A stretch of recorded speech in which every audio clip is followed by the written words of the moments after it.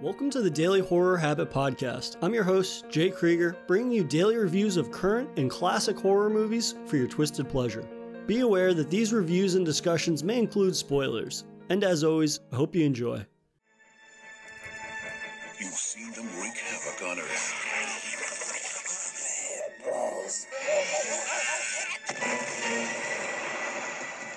Those 2 eggs are the last 2 eggs. You are instructed to place the eggs in the pot. The last 2 eggs were launched into orbit. It won't scan. I can't tell you what's inside.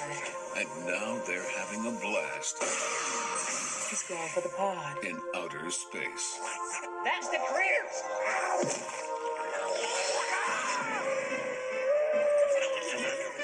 I'm a bounty hunter.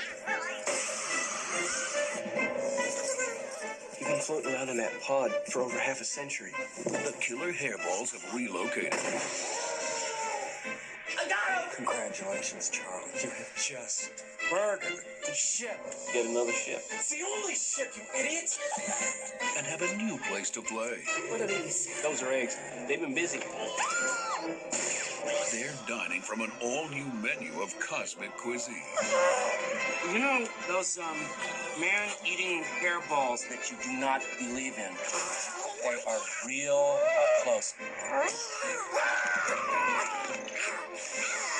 I'm leaving. But they'd rather eat on Earth. I propose that we just hole up here and wait for them to come rescue us. Albert, company! Hey, oh, Where are the eggs? you do not come in here with your goddamn stormtroopers. Someone must cooperate. I hear you wanted these? The eggs. These are the last ones. Critters 4. Critters 4 proves you can't keep a hungry critter down for long.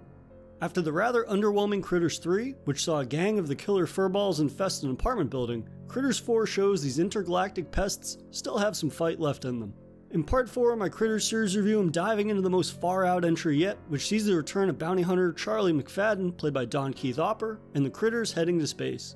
Released in 1992 and directed by Rupert Harvey, Critters 4 moves away from the rather restrictive roots of Earth, heading to space for a new batch of creature hijinks. Given that Critters 3 and 4 were written and filmed back-to-back, Critters 4 begins by reiterating the final moments of Critters 3. Just as Charlie is about to destroy the last critter eggs in the galaxy, friend and fellow bounty hunter Ugg sends him a transmission stating that it is against intergalactic law to extinct a species. What value is there in allowing the merciless Krites to exist remains a mystery, but Ugg sends Charlie a pod which he must load the eggs into and send it back to the Bounty Hunter Council. In his overexcitement, Charlie himself becomes stuck in the pod and is jettisoned into space along with the eggs. But before really breaking down the ways in which Critters 4 manages to be successful, along with some rather damning shortcomings, we have to appreciate the creative freedom the Critters series has had up until this point. Each installment has gone for something completely different than the film that preceded it. The original was a horror creature feature, the sequel was essentially larger than life, and the third film swapped the small town scenery for the big city, and now we're headed to space. And while the series has been far from perfect, Critters 4 at least feels like a fresh continuation of the series, now in its 4th entry, which is a claim that few horror franchises can make. The audience then leaves Charlie, who's flying through the galaxy, and we're introduced to a ragtag crew aboard a spaceship. The crew, which consists of early performances from Angela Bassett and Brad Dourif, are on their way back to Earth when they stumble upon Charlie's pod. They're then contacted themselves by Ugg, who wishes to reclaim the pod and its contents, and the group agree to meet at a nearby space station. Before the critters even show up, I found myself impressed by Critters 4's sci-fi setting aboard both spacecraft and space station. It's not the most creative presentation of such a setting, but it feels leaps and bounds more intricately designed and evokes more of a tone than the previous film's apartment building setting did. As the crew explores the clearly abandoned space station, there's an eerie line, "The station wasn't attacked, it was abandoned," which fuels a tense-filled tone of uncovering the mystery of the station itself even before the critters wake up. And they will wake up, it's just not in the numbers they usually are in. My largest complaint with Critters 4, and what feels like a missed opportunity, is a lack of critters actually in the film. Once Charlie's pod is opened, 2 baby critters kill a crew member and escape into the station. And now for a brief intermission. If you've been enjoying this episode of Daily Horror Habit, please take a moment to subscribe to the show on your preferred streaming platform or leave us a review on iTunes. And thank you for your continued support, and I hope you enjoy the remainder of today's horrifying episode. This is one of the strongest kills in the Critters series, in which a baby Krite leaps into the crew member's mouth and eats him from the inside out, in a rather involving shot from the POV inside the character's mouth. Though unfortunately, the film peaks early in terms of giving us its most inventive kill right out the gate. Given how claustrophobic the space station setting is, to only have 2 critters hunting the remaining crew members and Charlie is a missed opportunity to capitalize on that environment to its full potential. I would have loved to have seen entire hallways of critters chasing crew members swarming like a sea of furry death. There's even a scene where the critters find a computer aboard the ship that allows them to accelerate their growth cycle and to clone one another. But then we never see more than the initial 2 critters being the primary focus of kills. If I were to compare Critters 4 to the previous film, I'd say the set design and characters are more fleshed out and developed than Critters 3, while the apartment horror of 3 succeeded at giving us more involving and bloody moments of critter carnage. Brad Dourif and Angela Bassett make great additions to Don Keith-Opper's erratic but knowledgeable critter hunter Charlie. Dourif gives a perfectly pitched performance, blending his dry wit and exasperated nature being faced with a problem a keyboard can't solve. Meanwhile, Angela Bassett's no-shit-taking and sarcastic quips give the film humor, but also more personality amongst the crew themselves. These characters largely made the moments in between scenes where critters weren't the main focus more enjoyable, whether it be in their humor or just the space narrative the creatives have crafted. The narrative does introduce an interesting wrinkle that it never fully capitalizes on, that being Charlie realizing he was traveling in the pod for 50 plus years. He has the realization that everyone he knew on Earth is dead, to which he utters before fainting. This scene plays out like a gag, which undercuts the emotional weight of that realization, which gives Charlie's connection with Earth to feel like a missed opportunity to further develop his character.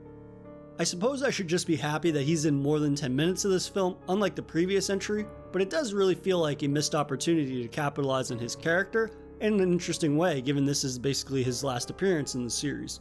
While the first half of the film's narrative may be more entertaining than found in Critters 3, the ending is far more problematic for me. Once Ugg does arrive with a squad of bounty hunters, he immediately guns down one of Charlie's adopted crew and threatens to kill anyone who gets in his way of reclaiming the critter eggs. This 180 of abruptly changing Ugg from Charlie's bounty hunter ally to a villain doesn't really sit right with me.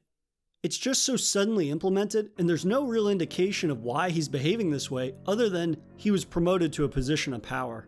Given the suddenness of this, it feels like Ugg being a villain was shoehorned in to give the film an antagonist other than the critters. Though to its credit, the finale has one of my favorite moments in the entire film, that being when the squad of bounty hunter minions are locked into a room filled with critters and are subsequently eaten. It would have been great to see more moments of the critters hunting the new bounty hunter threat, though this would have required additional actors and puppets, which clearly was not in the budget for the sequel. The fewer number of Krites is notable, but it wasn't the deal breaker I assumed it would be, given how fresh Critters 4's setting feels along with a handful of fun performances. It's nowhere near my favorite of the franchise, but it shows that there's still some flawed but fresh ideas to experiment with within the Critters universe. So if you're like me and were disappointed by Critters 3, this might provide you with some entertaining moments that rectify that experience. After Critters 4 release, we wouldn't see another entry in the Critters franchise for 27 years. Which isn't exactly surprising given the last 3 entries in the series more or less bombed, so you can't exactly blame studios for losing confidence in continuing with the franchise. It wouldn't be until March of 2019 that the next serialized chapter in the Critters franchise would occur, that being the Critters Shudder digital series Critters: A New Binge, which consisted of 8 10-minute episodes.